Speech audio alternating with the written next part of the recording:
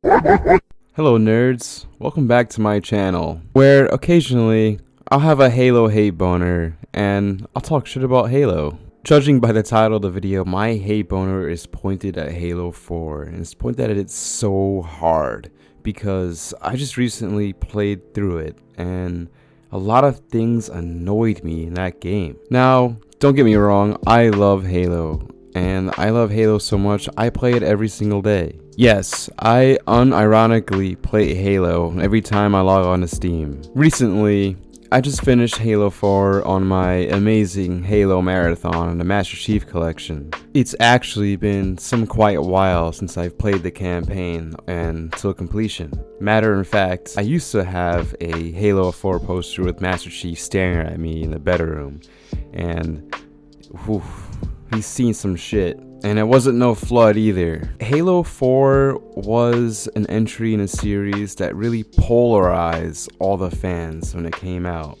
Anyway, let's get to the point. Let's go. First off my list is the weird design changes 343 had went with. It's old news that 343 changed the style and design and art direction going forward with their series for the Reclaimer saga. It's so jarring when you're playing through all these games, and once you hit Halo 4, it's just boom, everything's different, and not in a good way. Let me get this off my chest.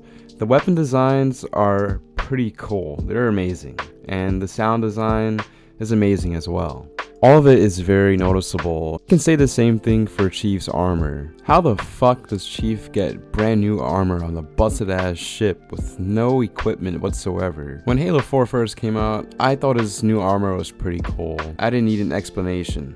But I'm an adult now, an adult who bitches about video games, and I want answers. Nanomachine, son! No, that is lazy.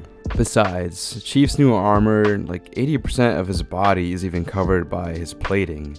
His chest and upper torso is literally open canvas for neither spike. And also, I'm not gonna lie, his visor looks like a cross between an orange peel and a Spalding basketball. Don't get me started with the enemy redesigns either, because it speaks for itself. Just look at these two pictures and just compare them for yourself and bestow on your own judgment. Enough complaining. Let's go to the important nitty-gritty stuff. The gameplay. A huge thing that set me off the most was Halo 4's campaign.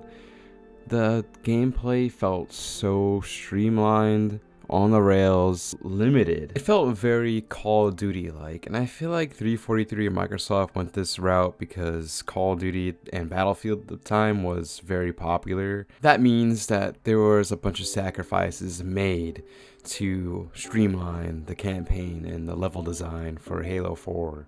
Usually when you think of a campaign in Halo, like Halo 1, 2, 3, even Reach and ODST, you had this big environment to explore around. When you think of the greatest Halo levels in a campaign, you think of Halo, the second mission in Halo, or you think of Savo Highway or the Covenant from Halo 3, where you're using your own arsenal of weapons and the UNSC's arsenal of weapons and armor to defeat the Covenant army. Believe it or not, half of this stuff was even scripted. This is all like random chaos going on. You have Marines and Scorpions, you have Marines and Warthogs, there's dogfights going around with Banshees and Pelicans and Hornets. There's even some non-scripted moments in Halo Reach where you can literally just steal a Banshee. You get an achievement for it. Like, it's not even like mandatory to steal the Banshee, you could choose to. There was also missions where you fought in close quarters, in corridors, hallways, and just control rooms. You can choose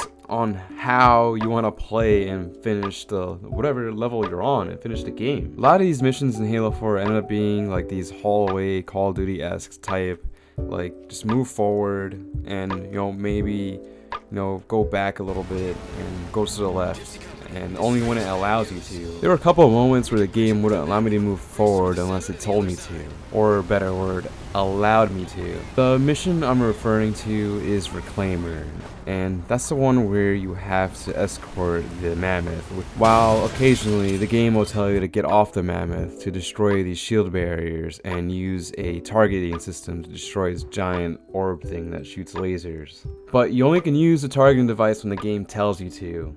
And be damned if you move forward without the game telling you to move forward, just because you probably want to get a jump on the enemies and go ahead or just explore, you'll just die instantly by the guardians.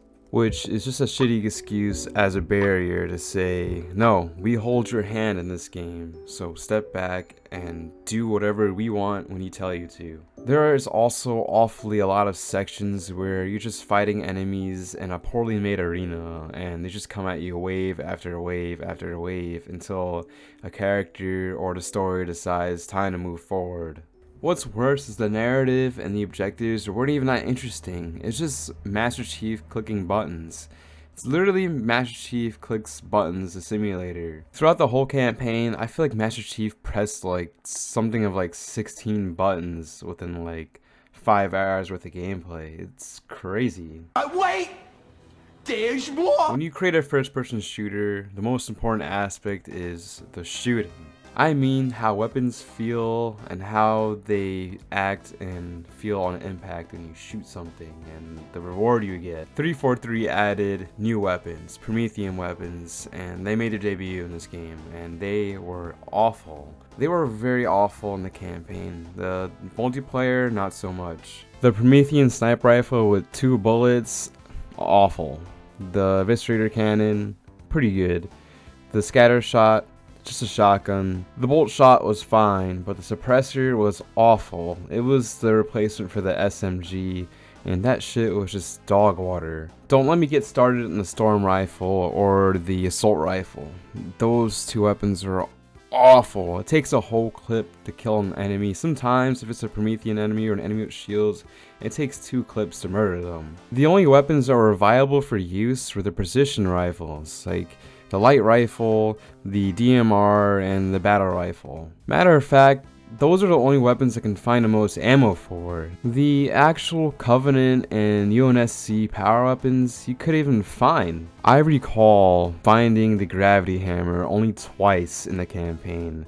And that was the second mission and the last mission, and the gravity hammer was very useless against Forerunner enemies because they constantly run away. The Forerunner enemies were god awful. Every single enemy seems to like run away and retreat. The Promethean Knights, they run away and retreat. The dogs, they run away and retreat. The drones, they run away and retreat. And it's not even like a little tiny retreat. They run far, far away, and they end up healing. The most annoying enemy was those Promethean crawlers, the little dogs that run around in packs and they shoot their suppressors at you. Those motherfuckers were so annoying. You would literally just walk out of a corner or out of cover and it would drain your health within an instant, within like 10 to 15 seconds.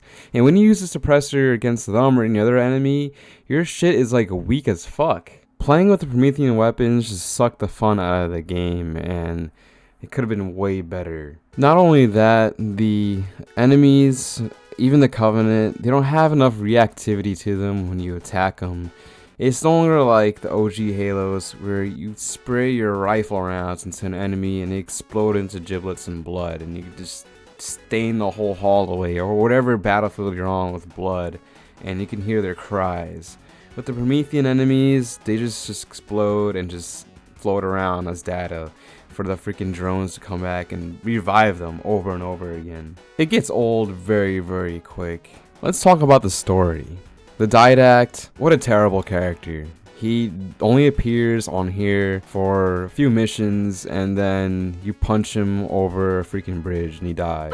The end. You never hear the Didact ever again. He's never mentioned in any other Halo game. I've never played 5 or Infinite yet, and I've heard that Cortana's Rampancy storyline was completely redundant and retconned. That concludes my Halo 4 rant. Just remember, this video is my opinion, and that's my opinion on Halo 4. I love Halo so much that I'm willing to play it. I'm willing to play it again. I do want to try Halo Infinite in the near future. I have never touched it yet. I've only played the multiplayer, which is the free portion, and I'm highly disappointed in that. I mean, who isn't disappointed when their favorite childhood franchise is thrown down the drain? If you like this video, please like and subscribe, and if you have some thoughts, write them down in the comment section below. If you disliked this video and hated it, just dislike it and share your thoughts anyway. Have a great day and have a great night, Halo nerds. I'm out.